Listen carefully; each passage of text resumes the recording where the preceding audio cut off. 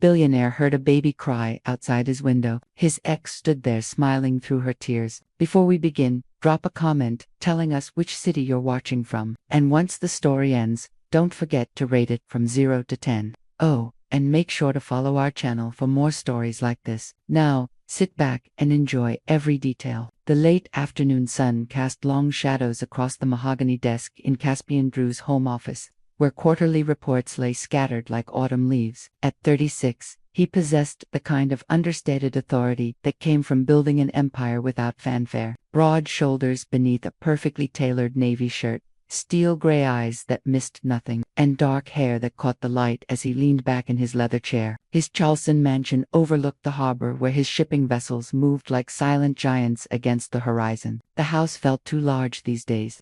Clear's throat, each room echoing with memories he'd tried to bury beneath spreadsheets and international calls. Caspian rubbed his temples, trying to focus on the numbers before him. 14 months. That's how long it had been since he'd made the biggest mistake of his life, letting Tula Crane walk away without fighting for what they had. The thought of her still made his chest tighten. Tallulah, with her warm amber eyes and honey blonde hair that always seemed to escape whatever style she'd attempted that morning. The way she'd challenge him in board meetings, her chin lifted with quiet determination, never backing down. Even when every other executive in the room deferred to his authority, she'd been fearless, beautiful, real.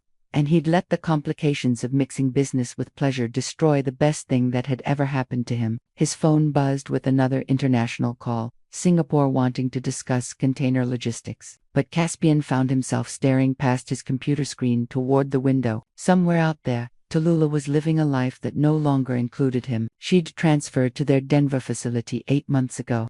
A professional decision that felt personal in every way that mattered. He'd heard through company channels that she was excelling in her new position, managing operations with the same fierce competence that had first caught his attention. But that was all he knew, all he allowed himself to know. The irony wasn't lost on him. He could track cargo ships across 3 oceans, but he had no idea what the woman he'd once loved was doing with her days. A soft knock interrupted his brooding. Mr. Drew, his housekeeper, Mrs. Petton, appeared in the doorway. Will you be dining in tonight, or should I prepare something light for your office? Just coffee, thanks. He gestured toward the reports. Long night ahead. Mrs. Petton's weathered face creased with concern. Sir, if you don't mind me saying, you've been working late every night this week. Perhaps a change of scenery would do you good. Caspian almost smiled. His housekeeper had been with him for 5 years, long enough to witness his relationship with Tallulah bloom and wither. She'd never said anything directly, but her worried glances spoke volumes. I'm fine, Mrs. Petton, really. She nodded, unconvinced, and disappeared down the hallway. Caspian returned to his reports, but concentration proved elusive. His mind kept drifting to that last night with Tula,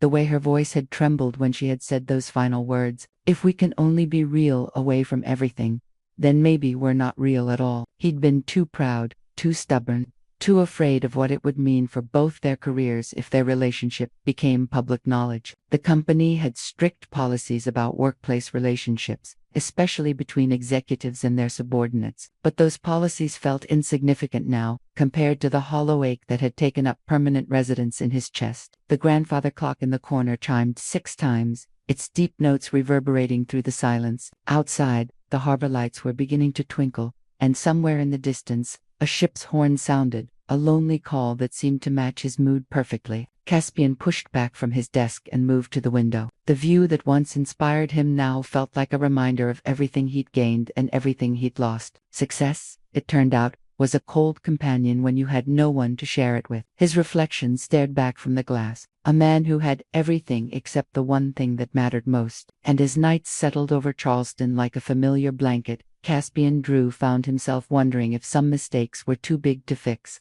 some bridges too thoroughly burned to ever cross again. What he didn't know was that 3,000 miles away, a woman with amber eyes and a 6-month-old baby was finally gathering the courage to show him just how wrong he was. 3 hours and 2 failed attempts at concentration later, Caspian abandoned his reports entirely. The numbers blurred together like watercolors in rain, and every financial projection seemed to mock his inability to focus on anything but memories he'd spent over a year trying to suppress. He loosened his tie and made his way to the kitchen, where Mrs. Petton had left a covered plate and a thermos of coffee on the marble counter. The woman was a saint, Even if her maternal hovering sometimes felt suffocating, she'd raised 3 children of her own, and seemed determined to ensure her employer didn't waste away from neglect. The house felt different at night, less like a showcase of success and more like what it truly was. An empty shell where his footsteps echoed off hardwood floors and vaulted ceilings. He'd bought it with Tula in mind, imagining lazy Sunday mornings in the sunroom and dinner parties where her laughter would fill the formal dining room. Instead, he ate alone most nights and worked until exhaustion forced him into dreamless sleep. Caspian poured himself coffee and stepped onto the back terrace, where raw iron furniture arranged around a fire pit told the story of gatherings that never happened. The harbor stretched before him, dotted with lights from anchored vessels and the distant glow of the port where his empire had begun, where he'd first seen Tula Crane arguing with the dock supervisor about damaged cargo. She'd been 27 then, newly promoted to operations coordinator, wearing a yellow hard hat that somehow made her look both professional and impossibly young. Her voice had carried across the noise of loading equipment and shouting workers, clear, authoritative, and completely unintimidated by the supervisor who towered over her. "The insurance won't cover negligence, and this isn't weather damage," she'd said, gesturing toward a container with obvious forklift scratches. "Your crew needs retraining, or we need a new contractor." Caspian had been impressed before he'd even seen her face. When she turned and caught him watching, those amber eyes had locked onto his, with zero deference, no recognition of who he was or why he might be important. "Can I help you?" she'd asked, tilting her head slightly. "Just observing," he'd replied. "Carry on."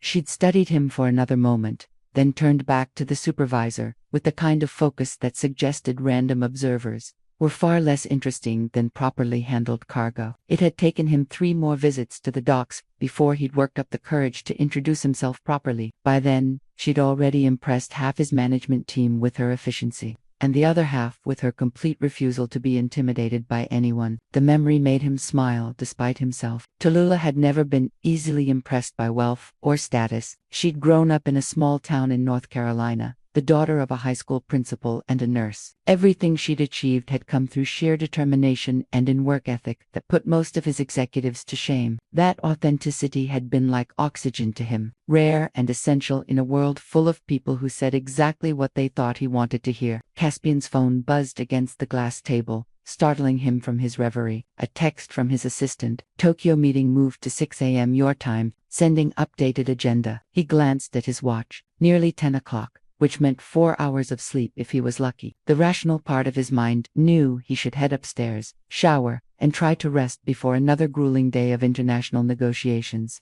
But rationality had been in short supply lately. Instead, he found himself walking through the house toward his study, where a locked drawer contained the one thing he'd kept from their relationship, a photo from the company Christmas party 2 years ago. In it, Tula wore a deep green dress that brought out the gold flecks in her eyes, her head thrown back in laughter at something he'd whispered in her ear. They'd been so careful that night to maintain professional distance in public, but the camera had caught them in an unguarded moment. Her hand rested on his forearm, and his expression was soft in a way his business associates would never recognize. It was the only picture he had of them together. Caspian ran his thumb over the frame, remembering how she'd felt in his arms when they danced later that night in his empty office. The Christmas lights from the harbor twinkling through the windows while soft music played from his phone. "This is dangerous," she'd whispered against his shoulder. "I know," he'd replied, but he'd kept dancing anyway. A few months later, she was gone. A sound from the front of the house, gravel crunching in the circular drive,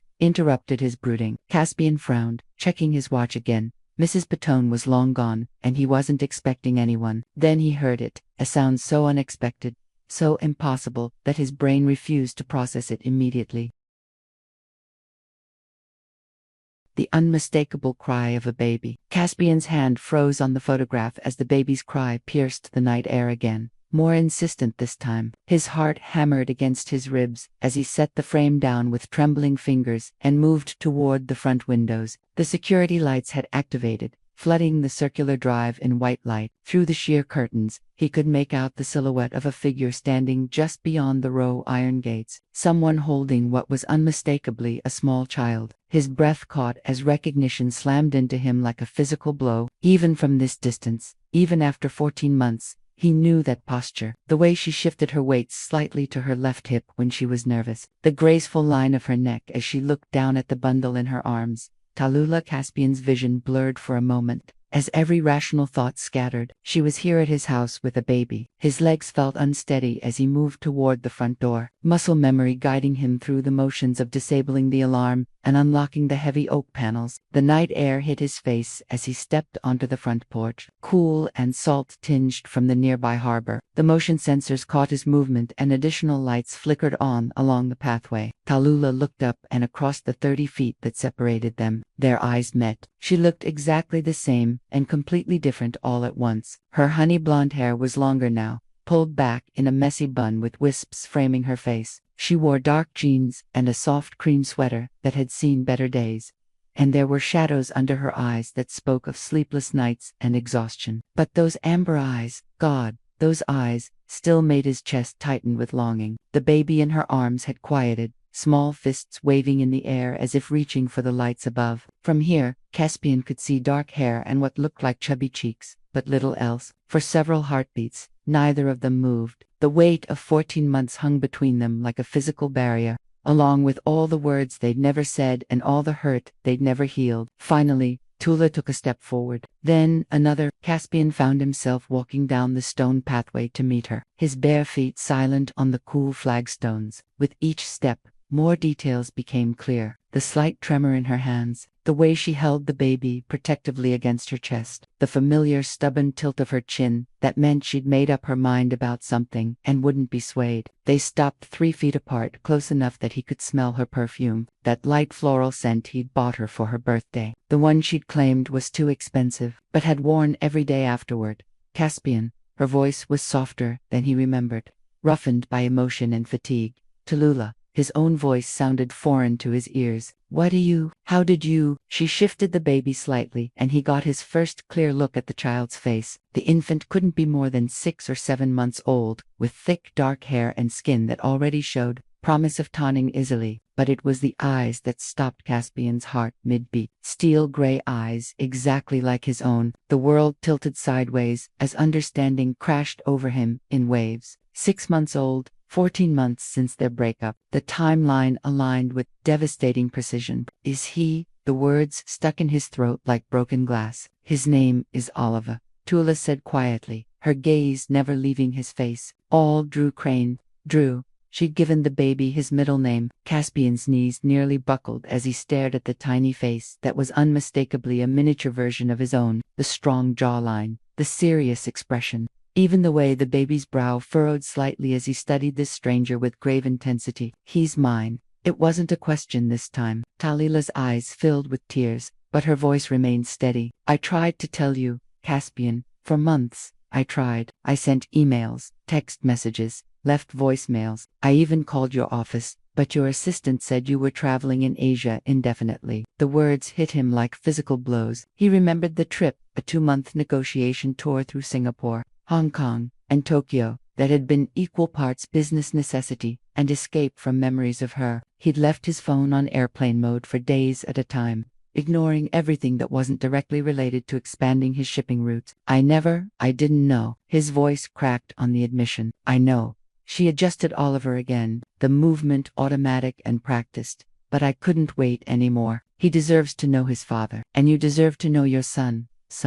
The word reverberated through his chest like a bell tolling. He had a son. This perfect, tiny human being with Tula's delicate features and his own unmistakable eyes was his child. Caspian reached out instinctively, then stopped, his hand hovering in the air between them. Can I? Tula nodded, stepping closer. He's usually fussy with strangers, but maybe, as if he understood the gravity of the moment, Oliver turned his head toward Caspian with curious gray eyes. For a long moment, father and son studied each other in the glow of the security lights while the woman who connected them watched with held breath. Then Oliver smiled, a gummy, innocent expression of pure joy, and Caspian's carefully constructed walls crumbled into dust. The smile hit Caspian like a freight train carrying 14 months of regret. His vision blurred as Oliver gurgled happily, tiny fingers reaching toward the stranger who shared his eyes. Without thinking, Caspian extended his hand. and those impossibly small fingers wrapped around his thumb with surprising strength. The touch was electric. This was his child, his son. The reality crashed through him in waves that left him struggling to breathe. "He's beautiful," Caspian whispered, his voice thick with emotion. "He's absolutely perfect."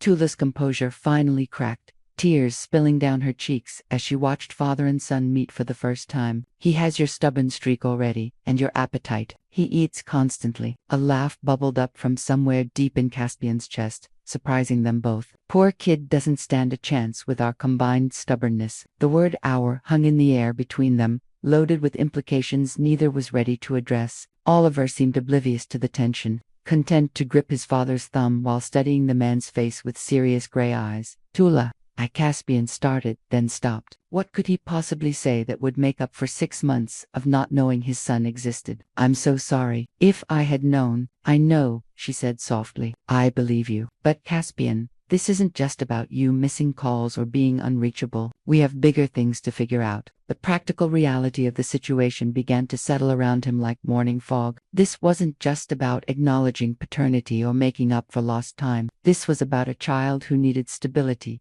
care, and 2 parents who had to find a way forward despite their complicated past. How are you managing financially?" "I mean," the businessman in him kicked in, already calculating child support, trust funds, college accounts, whatever you need. "I'm fine." Her chin lifted with familiar pride. "I got promoted to regional operations manager in Denver. I have good insurance, daycare, a small apartment near the mountains. We're doing okay." Of course, Tula had never needed anyone to rescue her, least of all him. It was one of the things that had drawn him to her originally, her fierce independence and refusal to be impressed by his wealth. But it was also what made this moment so much more complicated. "Denver," he repeated, the distance between them suddenly feeling insurmountable. "You live in Denver." "I do. We do." She glanced down at Oliver, who was now trying to bring Caspian's thumb to his mouth. "But I couldn't keep him from knowing you. That wouldn't be fair to either of you." The weight of that sacrifice wasn't lost on him. She'd traveled nearly 2,000 meters with a 6-month-old baby to give him something he hadn't even known he'd lost. "Come inside," Caspian said suddenly. "Please, we can't have this conversation standing in my driveway." Tula hesitated, and he could see her weighing the implications of entering his home again. The last time she'd been here, they'd been planning their future together. Now they were strangers trying to navigate an impossible situation. "Just to talk," he added quickly. "You must be exhausted. When did you get into town?" "This afternoon. I've been sitting in a coffee shop for 3 hours trying to work up the courage to come here." She adjusted Oliver Uncas' position as he began to fuss slightly. "He's hungry. I should probably feed him soon." The casual mention of feeding the baby sent another wave of surreal disbelief through Caspian. 6 months of bottles and middle-of-the-night feedings, first words, and tiny milestones, all of it had happened without him. "Of course, yes, whatever you need." He stepped back, gesturing toward the front door. "I think Mrs. Petton left some tea in the kitchen, and there's a sitting room that's comfortable." Tula followed him up the pathway, her footsteps soft on the stone. As they reached the front porch, Oliver let out a small cry of hunger, and Caspian felt an unexpected surge of protectiveness. "Is he okay? Does he need anything?" The questions tumbled out before he could stop them. "He's fine, just ready for dinner." She smiled, and for a moment it was almost like before, easy and natural. "He's usually pretty good-natured, unless he's hungry or tired. Then he turns into a tiny dictator." They entered the foyer and Caspian watched Tula take in the changes since she'd last been here. The formal portrait he'd commissioned was gone, replaced by a simple landscape. The fresh flowers Mrs. Petton usually arranged had been replaced with something more understated. Everything was exactly as impressive and twice as empty as she probably remembered. "Nothing's changed," she said quietly, but there was no judgment in her voice, just observation. "No," he admitted. "I suppose it hasn't." Oliver Unc's fussing escalated to a proper cry, and Tula immediately shifted into mother mode. "Is that sitting room still down the hall? I need to feed him, and I'd rather not do it standing up." "Yes, of course. You need anything? Water, a blanket?" She paused in the hallway, looking at him with an expression he couldn't quite read. "Caspian, you don't have to take care of us. That's not why I came." "Then why did you come?" The question escaped before he could stop it. Tula's eyes met his, and in them he saw exhaustion, determination, and something that might have been hope, because he deserves better than growing up thinking his father didn't want him. And because you deserve the chance to prove that wrong. The sitting room felt different with Tula in it. Caspian had spent countless evenings here alone, reading financial reports, or staring out the floor-to-ceiling windows at the harbor. Now watching her settle into the cream leather armchair with practiced efficiency, the space suddenly felt alive again. Oliver Uncas' cries had escalated to the kind of urgent wailing that demanded immediate attention. Tallulah reached into a well-worn diaper bag that had seen better days, pulling out a bottle and testing the temperature against her wrist with movements so natural they spoke of months of routine. "Here, sweetheart," she murmured to Oliver, offering him the bottle. The crying stopped instantly, replaced by the soft sounds of contented feeding. Caspian found himself frozen in the doorway, uncertain whether to sit or leave them in peace. There was something so intimate about watching her feed their son, a routine he'd never been part of, a bond that had formed without him. "You can sit down," Tula said, without looking up, a hint of amusement in her voice. "He's not going to break."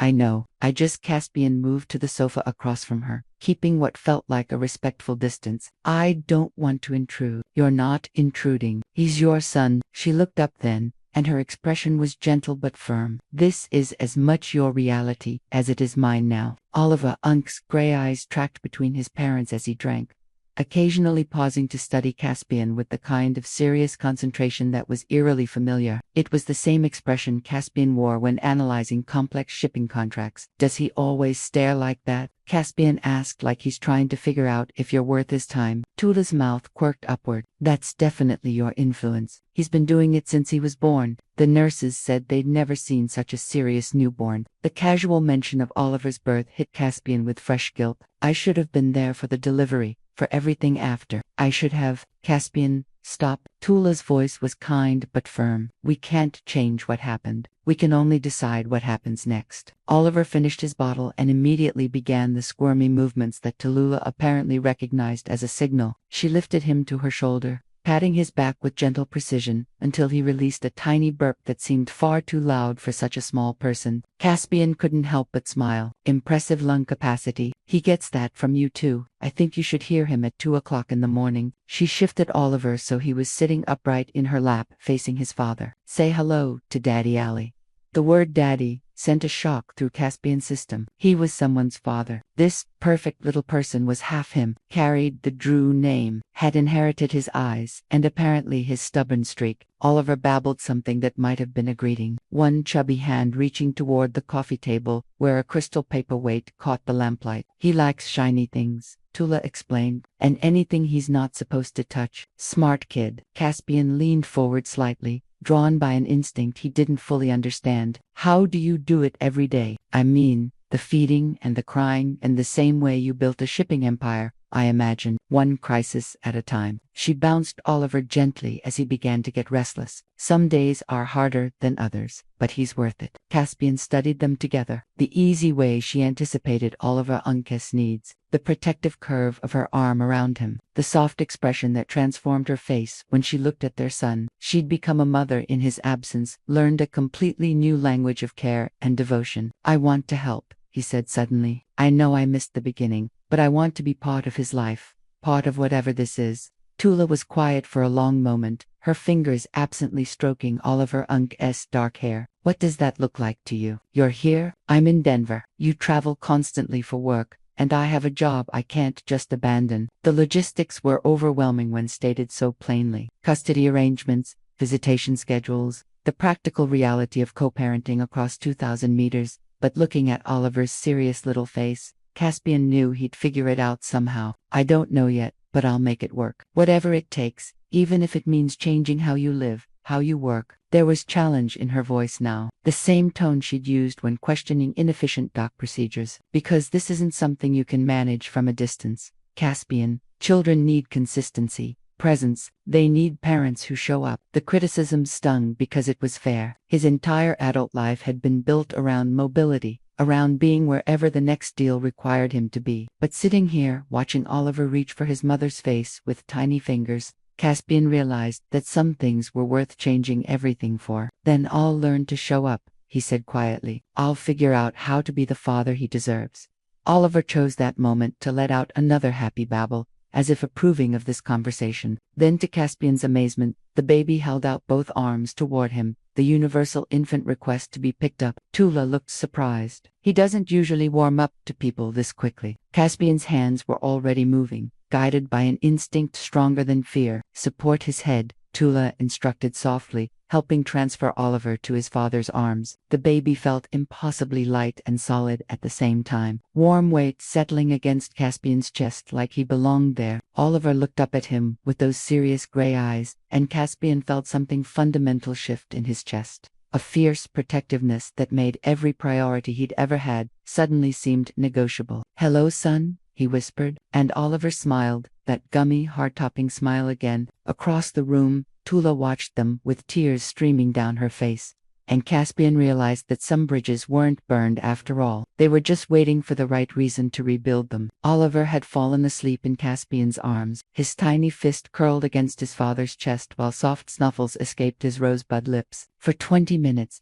neither parent had moved, both afraid of disturbing the peace that had settled over the room like a benediction. Caspian marveled at the weight of his son, so small, yet somehow the most important thing he'd ever held. Every breath Oliver took seemed to synchronize with his own heartbeat, creating a rhythm he'd never known he'd been missing. "He likes you," Tula said softly, breaking the comfortable silence. "It took him weeks to fall asleep in my mother's arms when we visited last month. Your mother knows about him." The question came out sharper than Caspian intended. Talila's expression shifted slightly. "Of course she does. She flew out when he was born, stayed for 2 weeks to help. She's been sending care packages every month since." Another milestone he'd missed, another support system that had formed in his absence. The weight of everything he hadn't been part of pressed against his chest like a physical ache. "What did you tell her about me?" He kept his voice low, mindful of the sleeping baby. "The truth that we'd broken up and I couldn't reach you when I found out I was pregnant." Tula tucked a loose strand of hair behind her ear, a gesture so familiar it made his chest tight. "She wanted to track you down herself, but I asked her not to. I needed to handle it my way. Your mother must hate me." "She doesn't hate you. She's disappointed, but she doesn't hate you." Tula studied his face carefully. "She raised me to believe that good people sometimes make mistakes. The measure of character is what they do when they get a second chance." The weight of that expectation settled around Caspian's shoulders. This wasn't just about proving himself to Tula, or even to Oliver. There was a whole extended family.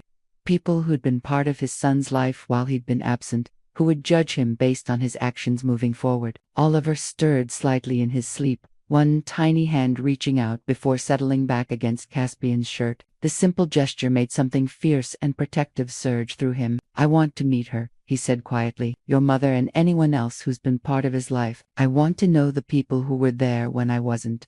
Tula's eyes softened. "She'd like that. She's been wondering about you, asking questions I couldn't answer." "What kind of questions?" "Whether you're the kind of man who'd step up, whether you'd put Oliver first, even when it's inconvenient." She paused, her gaze direct and unflinching. "Whether you'd learned anything from losing us the first time." The questions cut deep because they were fair. Caspian had spent 14 months proving he could live without them.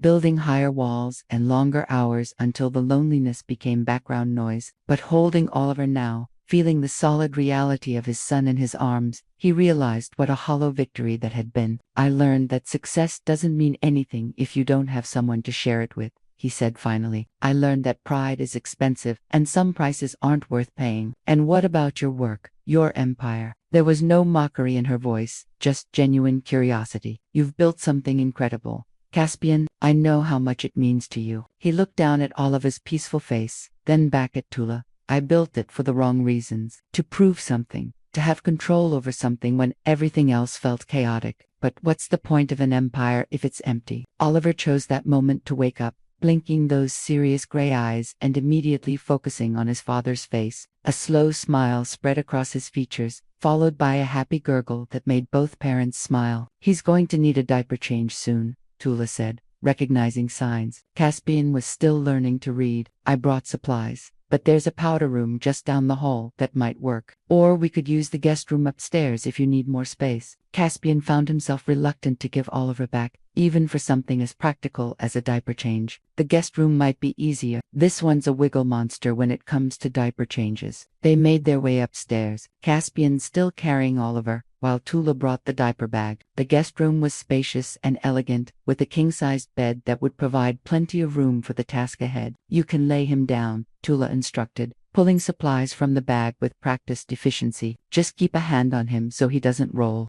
Caspian had negotiated million-dollar contracts with less nervousness than he felt placing Oliver on the bed. His son immediately proved Tula's warning accurate by attempting to flip onto his stomach the moment he was horizontal. He's strong, Caspian observed, gently restraining Oliver's rolling attempt. Too strong for his own good sometimes. Last week, he managed to push himself backward off my bed. Scared both of us. She handed Caspian a fresh diaper. Want to try? It's not rocket science. Just engineering under pressure. The next 10 minutes were equal parts comedy and terror, as Caspian attempted his first diaper change while Oliver treated the entire process like an amusing game. Tula guided him through the steps, laughing at his intense concentration and Oliver's complete lack of cooperation. There, she said finally, as Caspian successfully fastened the last tape. Not bad for a first attempt. Oliver's even still wearing it, which is more than I can say for my first few tries. Caspian felt an absurd surge of pride at this small accomplishment.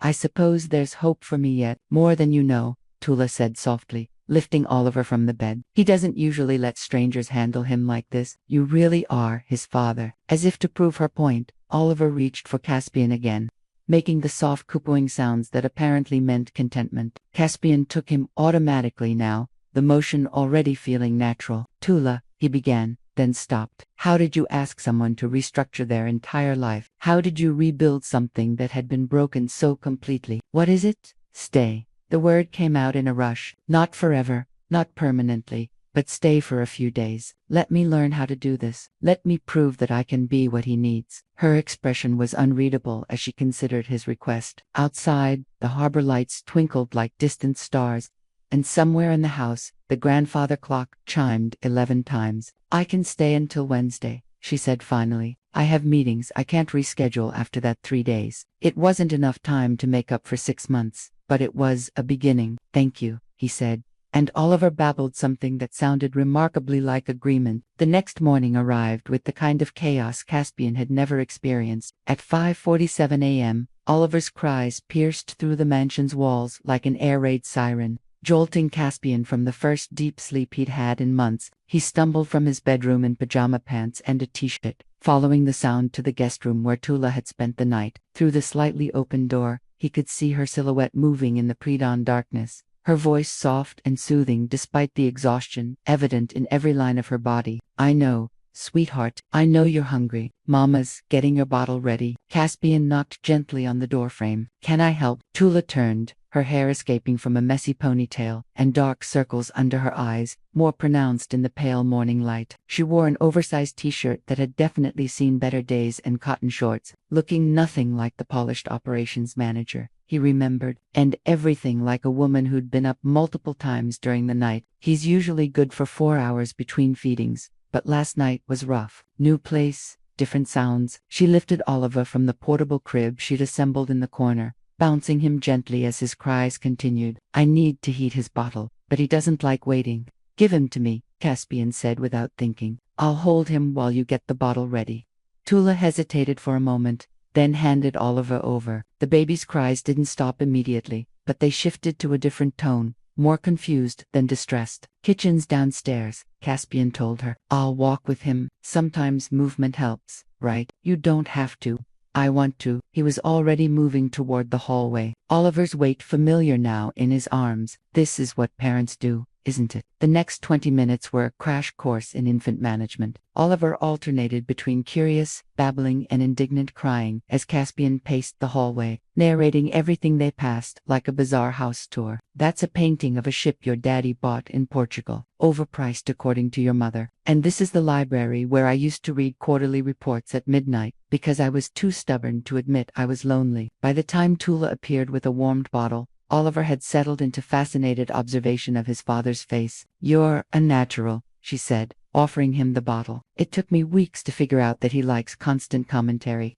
Caspian settled into one of the living room armchairs, positioning Oliver for feeding with the careful attention he usually reserved for complex negotiations. Does he always wake up this early? This early? Earlier. Sometimes not until 7 o'clock if I'm lucky. Tula curled up on the sofa across from them, pulling a throw blanket around her shoulders. The pediatrician says he's going through a growth spurt. Everything is more frequent. Eating, sleeping, growing out of clothes. Growing out of clothes. He's already in 6 to 9 month sizes. I swear he grows overnight sometimes. She watched Oliver drink with the quiet satisfaction of a mother whose baby was content. I've learned not to buy anything too far in advance. The casual mention of clothing sizes and pediatrician visits reminded Caspian again of how much practical knowledge he lacked. 6 months of milestones, medical appointments, and tiny changes that marked Oliver Unke's development had happened without him. What else am I missing? He asked. What should I know about him? Tula considered this seriously. He loves music. Classical, jazz, even country, doesn't matter. Music calms him down faster than anything else.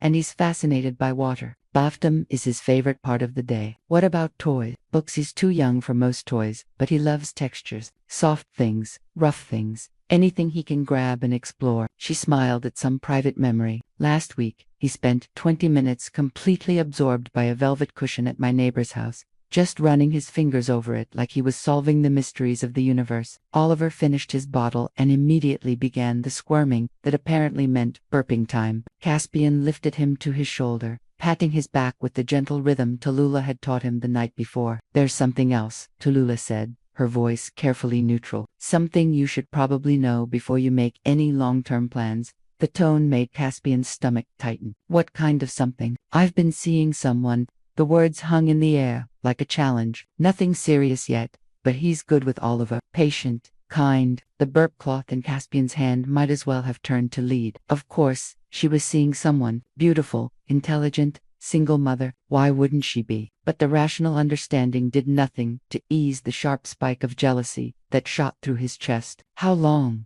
He managed to ask. A few months. We worked together. He's in logistics coordination. We started as friends and she shrugged, but her eyes were watching his face carefully. I needed to tell you, if you're going to be part of Oliver's life, you need to understand that my life isn't on hold waiting for you to figure things out. Oliver chose that moment to release an impressive burp, followed by a contented sigh that would have been amusing under different circumstances. Caspian continued, patting his son's back automatically, his mind racing through implications he wasn't ready to face. Does Oliver like him? The question came out more strained than he'd intended. He does. David is gentle with him, doesn't try to force anything. He understands that Oliver comes first. Tula's voice softened slightly. I'm not trying to hurt you, Caspian, but you can't expect everything to be frozen in time just because you're ready to be involved now. David, the man, had a name, a job, a relationship with both Tallulah and Oliver. He was real in a way that made Caspian's newfound paternal intentions feel suddenly insufficient. Is it serious? This thing with David? It could be. He's talking about meeting my parents next month. He wants to be part of a family, not just someone I see when Oliver's with a babysitter. The words hit like physical blows. Another man wanting to be part of the family Caspian had walked away from. Another man who understood what Caspian was only beginning to learn, that loving Tula meant loving Oliver to completely and without reservation. I see. He adjusted Oliver Unke's position, needing something to do with his hands. And what do you want? Tula was quiet for a long moment, studying his face with those amber eyes that had always been able to see too much. I want Oliver to have a father who chooses to be present, not one who shows up when it's convenient. I want stability, consistency. Someone who understands that being a parent means reshaping your entire life around another person's needs. She paused, then added more softly, and I want to stop feeling like I'm waiting for someone who may never prioritize us the way we deserve. The truth of it settled around them like morning fog. Oliver had fallen asleep again against Caspian's shoulder, oblivious to the adult complications swirling around his peaceful world. 3 days suddenly felt like both an eternity, and nowhere near enough time to prove he could be the man they both needed him to be. The rest of the morning passed in a haze of forced normalcy. Caspian went through the motions of learning Oliver's routine. Diaper changes, feeding times, the specific way he liked to be held when he was cranky. But David's existence hung between them like a storm cloud. making every interaction feel weighted with unspoken questions. By noon, Oliver was napping in his portable crib, and the house had fallen into an uncomfortable quiet. Tula sat at the kitchen island with her laptop, catching up on emails while Caspian pretended to review shipping manifests on his tablet. "You're not actually reading those," she said without looking up from her screen. "How do you know?" "Because you've been staring at the same page for 20 minutes, and your jaws clenched tight enough to crack molars." She closed her laptop and turned to face him. "We should talk about this." "About what?" "Your boyfriend who wants to play daddy to my son." The words came out harsher than he'd intended, laced with a jealousy that surprised him with its intensity. Tula's eyes flashed. "David isn't trying to play anything. He's a good man who cares about both of us, something that was in short supply when I needed it most." The accusation hit its mark. Caspian sat down his tablet and rubbed his face with both hands. "You're right. I know you're right. You just what? Expected everything to stay the same while you figured out your priorities." She stood up, pacing to the window that overlooked the harbor. "I spent months hoping you'd call, that you'd somehow sense I needed you, but you didn't. And I had to build a life that worked without you. I know, God, Tula. I know I failed you, both of you." He stood as well, the distance between them feeling like a canyon. "But I'm here now. Doesn't that count for something?" "It counts for a lot, but it doesn't erase the reality of where we are." She turned back to him, and he could see the exhaustion in her eyes, not just from sleepless nights with Oliver, but from carrying everything alone for so long. "David proposed last week."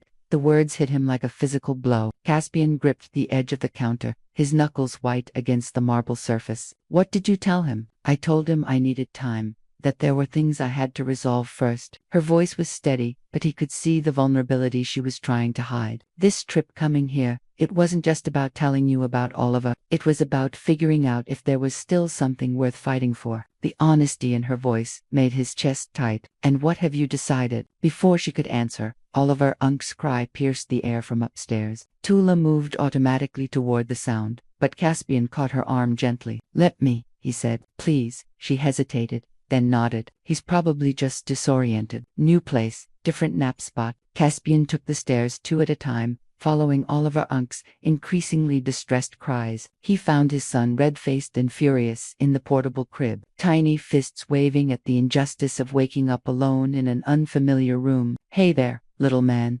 Caspian said softly, lifting Oliver into his arms. I know. Everything's different and confusing." Oliver's cries diminished to hiccupi sniffles as he recognized his father's voice. Caspian walked to the window, bouncing gently as he'd seen Tula do. "You want to know a secret," he whispered to his son. "Daddy's scared, too. Scared he waited too long. Scared he doesn't know how to fix the things he broke."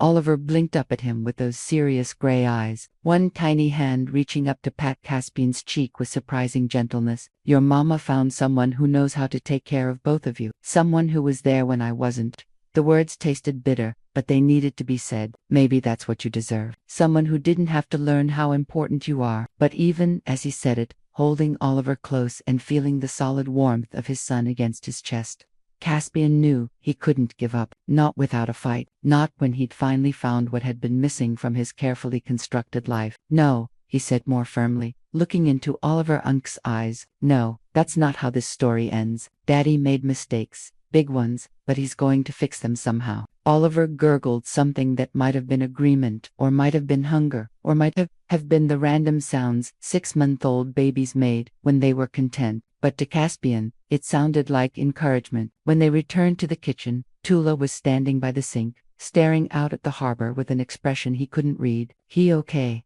she asked without turning around. "Just needed some reassurance that he wasn't alone."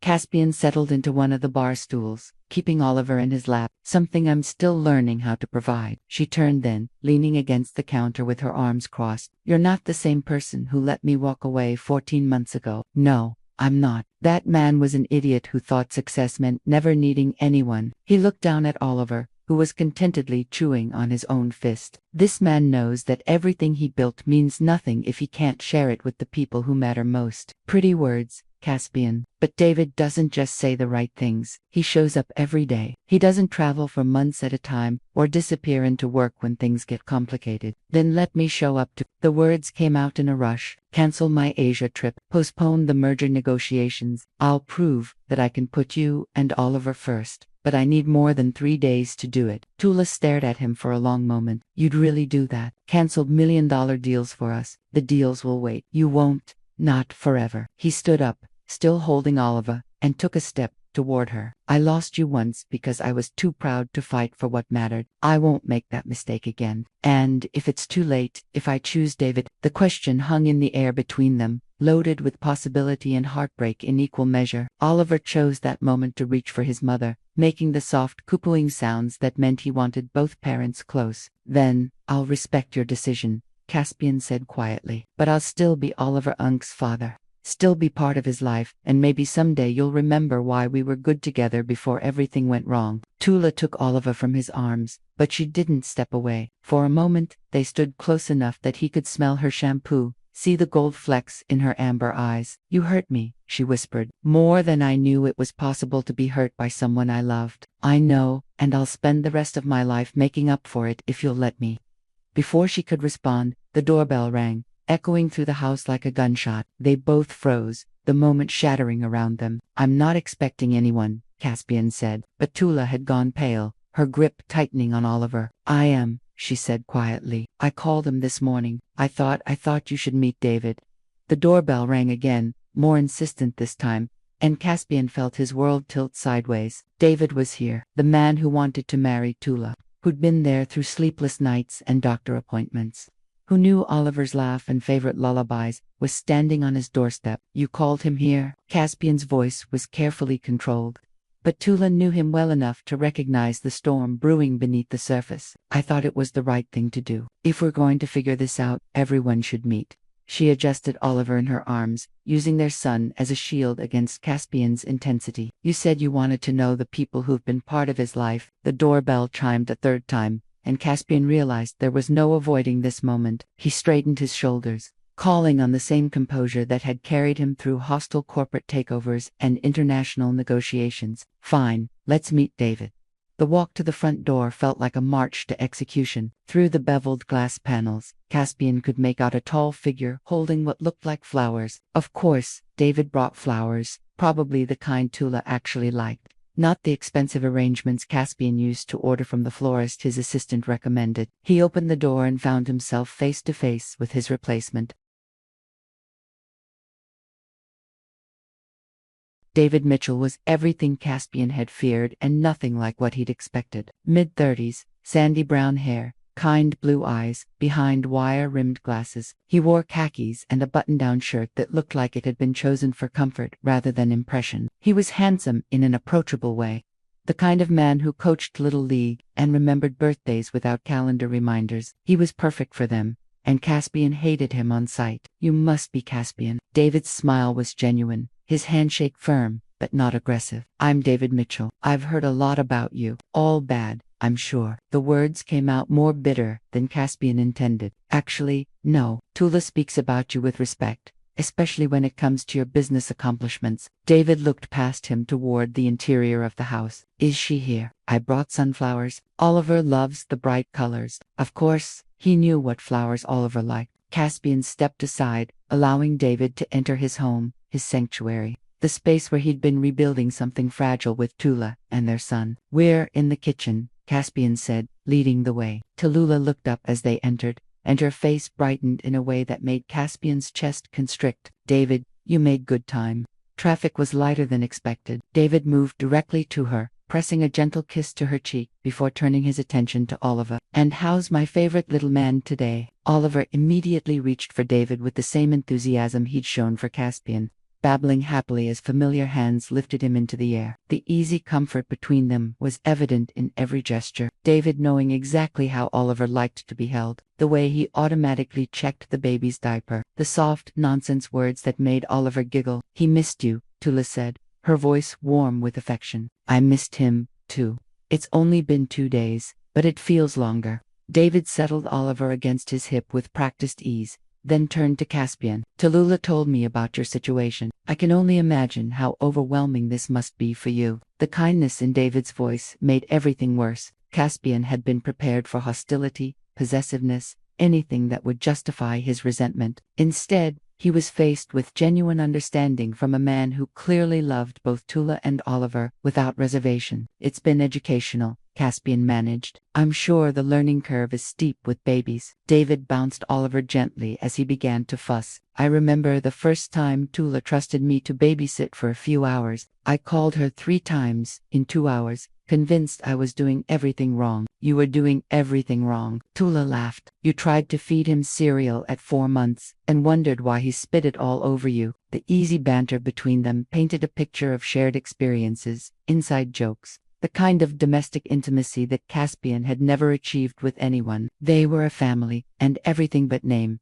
and he was the outsider looking in. Would you like some coffee? Caspian offered, grasping for some semblance of host-like control. That would be great, thank you. David settled into one of the bar stools, Oliver, content in his arms. This is a beautiful home, Tula mentioned. You have an incredible view of the harbor. The sunroom has the best vantage point, Caspian said automatically, then caught himself offering to show David around like some kind of real estate agent. As he prepared coffee with hands that weren't quite steady, Caspian listened to the conversation behind him. David asked about Oliver's sleep schedule, whether he was hitting his developmental milestones, if the pediatrician had any concerns about his rapid growth. All the questions a concerned parent would ask. All the questions Caspian should have been asking for the past 6 months. He's been fascinated by your grandfather clock, Tula was telling David. Every time it chimes, he stops whatever he's doing and stares in that direction. Smart kid, probably wondering where the sound comes from. David's voice was full of genuine fondness. At home, he does the same thing with the microwave timer. At home, David referred to Tula's apartment as home, spoke of Oliver Unk's habits, there with the authority of someone who was present for daily life, not visiting for a long weekend. Caspian set coffee cups down with more force than necessary, causing both Tula and David to look at him with concern. Everything okay? David asked. Fine, just tired. It's been an emotional few days. Caspian took a seat across from them, studying the tableau they made. David's arm rested casually on the back of Tula's chair. Oliver balanced on his knee. Both parents focused on their child with the kind of united attention that spoke of partnership. I can imagine, David said quietly, finding out you're a father, especially under these circumstances. It changes everything, doesn't it? Everything, Caspian agreed, and for the first time, he heard no condescension in David's voice, just understanding. They sat in silence for a moment, Oliver providing a soundtrack of happy babbles as he played with David's watch. Then David cleared his throat. I need to ask you something, and I hope you'll be honest with me, David, Tallulah warned. But he pressed on. Are you planning to fight for them, for Tallulah and Oliver? David's blue eyes met Caspian's directly. Because if you are, I need to know. I won't compete for someone who doesn't want to be one. The directness of the question caught Caspian off the guard. He'd expected territorial posturing, veiled threats, anything but this straightforward honesty. Yes, he said simply. I am. David nodded slowly as if he'd expected this answer. Then, I guess we have a problem. David, please, Tula began, but he gently cut her off. No, this needs to be said. I love you, Tula. I love Oliver. I want to spend my life taking care of both of you. But I also know that there are some battles a man shouldn't have to fight. He looked between Caspian and Tula with painful clarity. If there's even a chance that your heart is still with him, then I'm already losing. The quiet dignity in David's voice filled the kitchen with uncomfortable truth. Oliver, sensing the tension, began to whimper, reaching for his mother with tiny hands. Tula took Oliver from David's arms, her own eyes bright with unshed tears. This isn't how I wanted this to happen. I know, David said gently, but maybe it's how it needed to happen. Maybe some questions can only be answered when all the players are in the same room. He stood up, leaving his coffee untouched, and moved toward Tula. For a moment, Caspian thought he was going to kiss her goodbye, but instead, David simply touched her face with infinite tenderness. Take the time you need to figure this out. But Tula, don't choose me because I'm safe. Choose me because you can't imagine your life without me. He looked down at Oliver one last time, pressing a gentle kiss to the baby's forehead. Take care of your mom, little man. And then he was gone, leaving Caspian and Tula staring at each other across a kitchen that suddenly felt too quiet, too empty, too full of everything they'd never said. The silence stretched between them like a chasm, broken only by Oliver's soft cooing as he played with the collar of Tula's shirt. She hadn't moved since David left, hadn't even looked away from the spot where he'd been standing, as if she could will him back through sheer force of regret. He's a good man, Caspian said, finally, the words tasting like ash in his mouth. The best. Tula's voice was barely above a whisper. He deserves someone who loves him completely, without reservations, without looking over her shoulder at what used to be, and you can't be that person. I thought I could. For months, I convinced myself that what we had was enough, that stability and kindness, and genuine care, were more important than. She trailed off, finally looking at him. Than this. Whatever this is between us. Caspian's heart hammered against his ribs as he recognized something in her eyes he'd thought was lost forever. The same vulnerable intensity that had drawn him to her in the first place. What is this, Tallulah? Because I need to know. I need to understand if I'm fighting for something real, or just the memory of what we used to have. She shifted Oliver to her other arm, using the movement to buy herself time. When she spoke again, her voice was stronger, more certain. Do you remember the night before I left? Our last real conversation. Every word. The memory was carved into his consciousness like a scar. You said we could only be real away from everything else. And maybe that meant we weren't real at all. I was wrong. The admission came out in a rush. We were real, Caspian. More real than anything I've felt before or since. But I was so tired of hiding,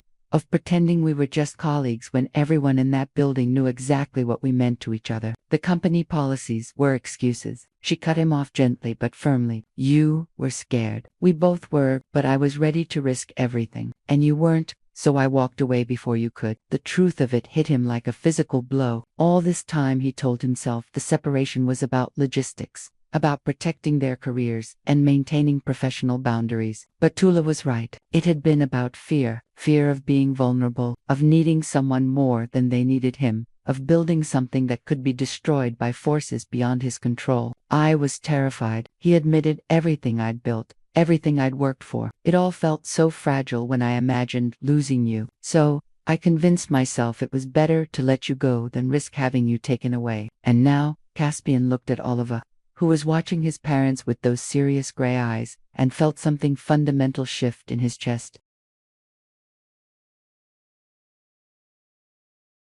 The fear was still there, but it was overshadowed by something stronger. The absolute certainty that some risks were worth taking. Now I know that losing you wasn't protecting anything. It was destroying everything that actually mattered. He stood up, moving closer to them, but careful not to crowd her space. I spent 14 months building higher walls, working longer hours, convincing myself I was fine alone. But I wasn't living, Tula. I was just existing. And if I choose you, what happens then? Do we pretend the last year never happened? Do we pick up where we left off like nothing changed? Everything changed. You're a mother now. I'm a father. We're not the same people who were too scared to fight for what we had. He reached out tentatively, touching Oliver's tiny hand with one finger. But maybe we're better people. Maybe we're finally ready for what we were too young and stupid to handle before. Oliver wrapped his fingers around Caspian's with that surprising infant strength, and Tula's breath caught at the sight of her two favorite people connected in such a simple, perfect gesture. I need to know you won't run again, she said quietly. I need to know that when things get complicated, and they will get complicated, you won't disappear behind work and travel and all the ways you've learned to avoid dealing with feelings. I'll probably mess up sometimes. I'll probably revert to old patterns when I'm scared or overwhelmed. He met her eyes directly, holding nothing back. But I won't run. Not from you. Not from Oliver. Not from this family we could build together. I promise you that. How can you be sure? Because losing you the first time nearly destroyed me. Losing Oliver. Losing the chance to be his father every day. To watch him grow up. To be part of his life instead of just a visitor. That would finish the job. His voice cracked slightly on the admission. You too are my home, Tula. Everything else is just geography. Tears spilled down her cheeks as she processed his words, and Oliver reached up to pat her face with the same gentle touch he'd used on his father earlier. I'm scared, she whispered. Good, I'm terrified. That means this matters enough to be worth the fear. For a long moment, they stood there in the kitchen where so many crucial conversations had taken place, the weight of their decisions settling around them like morning mist. Outside, the harbor was coming alive with the sounds of evening commerce, ships calling to each other across the water like maritime conversations. Finally, Tula stepped closer, eliminating the careful distance she'd maintained since David left. I need you to understand something. This isn't just about us anymore. Every choice we make affects Oliver. Every argument, every moment of happiness, every time we succeed or fail as a couple. He'll be watching, learning what love looks like. I know. And I want him to learn that love means showing up even when it's hard, that it means choosing each other every day, not just when everything is perfect. Caspian reached up to wipe away her tears with his thumb. I want him to see his parents fighting for something worth having, then fight for us, she whispered. Fight for this family because I'm tired of being brave alone. I'm tired of pretending I don't still love you with every broken, stubborn piece of my heart.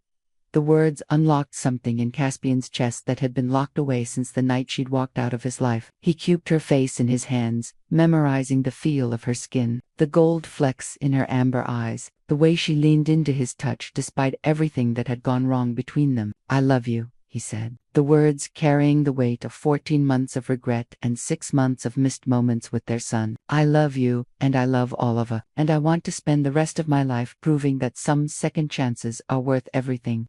When he kissed her, it tasted like forgiveness and new beginnings, and the kind of hope that only comes from choosing love despite all the reasons not to. Oliver babbled happily between them, as if he approved of his parents finally figuring out what he'd known all along, that they belonged together, that they were stronger as a family than they'd ever been apart. And for the first time in over a year, Caspian Drew felt like he was exactly where he was supposed to be. 8 months later, the Denver office of Drew Maritime felt different on a Tuesday morning in March. Sunlight streamed through Florida-ceiling windows, illuminating a spacious corner office where shipping manifests shared desk space with colorful building blocks and a framed photo of a toddler with serious gray eyes and an infectious grin. Tula Crane Drew. The name still felt new on her lips even 3 months after the quiet courthouse wedding. Looked up from her quarterly reports as familiar footsteps approached her door. After 8 months of Caspian splitting his time between Charleston and Denver, she'd learned to recognize his walk even from down the hall. Someone's here to see the boss lady, he announced, stepping into her office with Oliver perched on his shoulders,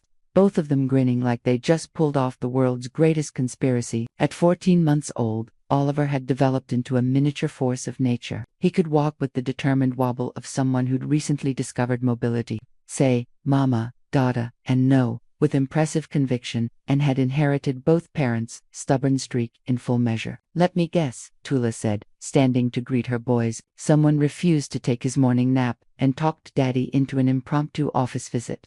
In my defense, he made very compelling arguments, Caspian replied, lifting Oliver down into his arms. Something about missing Mama and needing urgent cuddles. Oliver immediately reached for Tula, babbling excitedly as he transferred into her arms. The transition was seamless now. None of the careful hesitation that had marked their early days as a reunited family. They'd learned to move as a unit, to anticipate each other's needs, to share the daily rhythm of parenthood, with the kind of partnership Tula had always dreamed of, but never quite believed possible. And how did the morning meeting go? She asked, settling into her chair with Oliver on her lap, while Caspian claimed the seat across from her desk. The same arrangement they'd fallen into when he'd moved Drew Maritime's Western operations to Denver 6 months ago. Peterson Industries accepted our proposal. Full container shipping contract. 18 months renewable. Caspian's smile held quiet satisfaction. We're officially the primary freight partner for their Pacific routes. That's wonderful. That contract will create at least 20 new jobs here. 23, actually. I already talked to HR about posting the positions. He leaned back in his chair, watching Oliver attempt to reorganize Tula's paperwork with typical toddler efficiency. There's something else, though, something I wanted to discuss with you.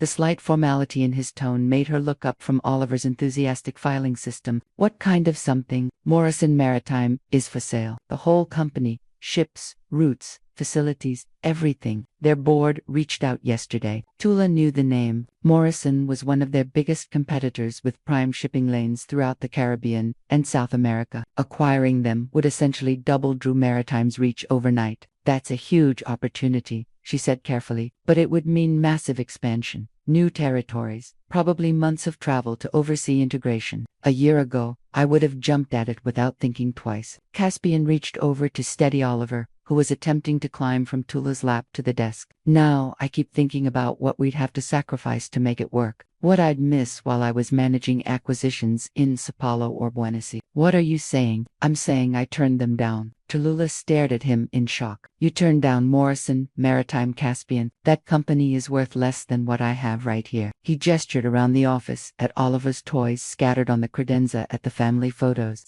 that had gradually replaced maritime awards on the walls. We built something good here, Tula. Better than good. I'm not risking it for bigger numbers on a balance sheet. The certainty in his voice made her chest tight with emotion. 8 months ago, she would never have believed that Caspian Drew could walk away from an acquisition opportunity without looking back. But the man sitting across from her had kept every promise he'd made that night in Charleston, showing up for doctor appointments, learning Oliver's bedtime routine, building a life that prioritized presence over profit. Your board is going to think you've lost your mind, she said. My board will adjust, and if they don't, they can find a new CEO. He moved around the desk to where Oliver was now attempting to eat a shipping schedule, gently redirecting their son toward a more appropriate toy. I know what matters now. Finally figured out the difference between building an empire and building a life. Oliver clapped his hands as if applauding this wisdom, then launched into a stream of babbled commentary that included what sounded like Dada silly and Mama pretty. He's not wrong on either count, Caspian said,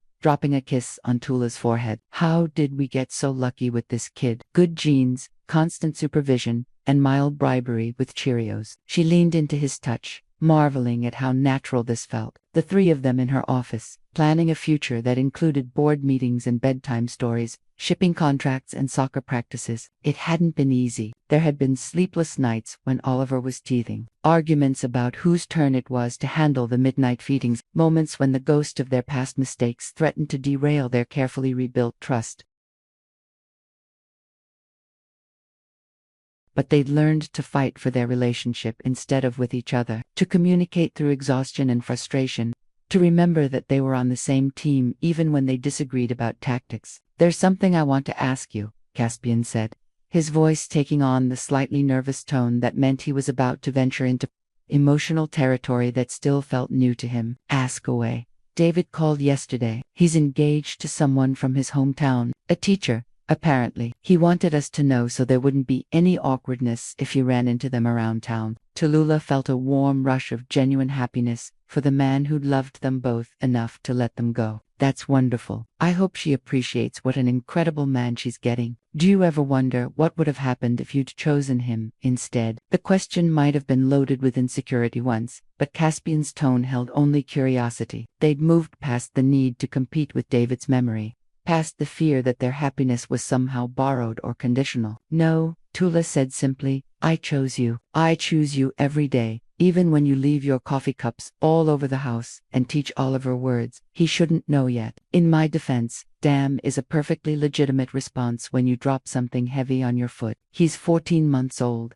Caspian. His vocabulary shouldn't include maritime curses. Oliver chose that moment to drop his toy truck with impressive force, looked down at the fallen object and declared with perfect clarity, "Uh-oh, damn." Caspian had the grace to look sheepish while Tallulah tried not to laugh. I'll work on that. We'll work on it, she corrected. Together, like everything else. The word together still had the power to make Caspian's chest tighten with gratitude. Together meant shared midnight feedings and joint decisions about daycare. Together meant compromise and communication, and the daily choice to prioritize their family over individual ambitions. Together meant that neither of them had to carry the weight of parenthood alone. I love you, he said, the words carrying 8 months of growing certainty, countless small moments of choosing each other, the accumulated weight of showing up every day, even when it wasn't easy. I love you, too, Tallulah replied, pulling him down for a kiss while Oliver babbled his approval from her lap. Outside the window, Denver stretched toward the mountains under a cloudless sky full of possibilities and new beginnings. They'd built something beautiful from the pieces of what they'd broken, something stronger for having survived the breaking. And in her heart, Tallulah knew that some love stories aren't about perfect timing or flawless execution. Sometimes they're about second chances and stubborn hearts, and to people brave enough to believe that the best things in life are worth fighting for, even when, especially when the outcome isn't guaranteed. Would you choose love over security? Would you fight for a second chance when the stakes included not just your heart, but your child's future? Your participation means a lot to the channel. Please share your thoughts in the comments. Thank you for watching. If you enjoyed the story, Please subscribe to our channel and leave a comment below, letting us know what you thought. Your feedback and support mean a lot to us. Stay tuned for more exciting stories.